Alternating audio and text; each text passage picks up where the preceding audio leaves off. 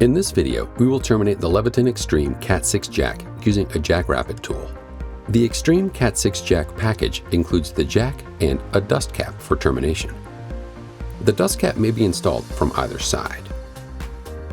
When using the JackRapid tool, the cable needs to attach to the jack from the side. And with Category 6, the cable can enter from either side.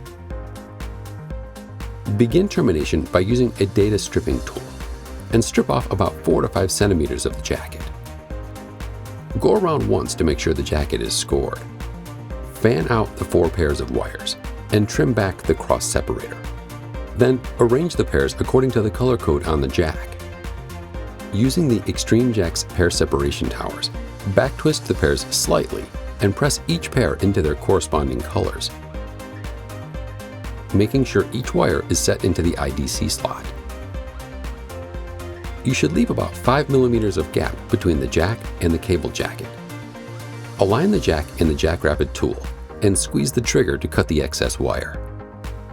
Then, snap on the dust cap and gently lift the cable to the vertical position to complete the termination.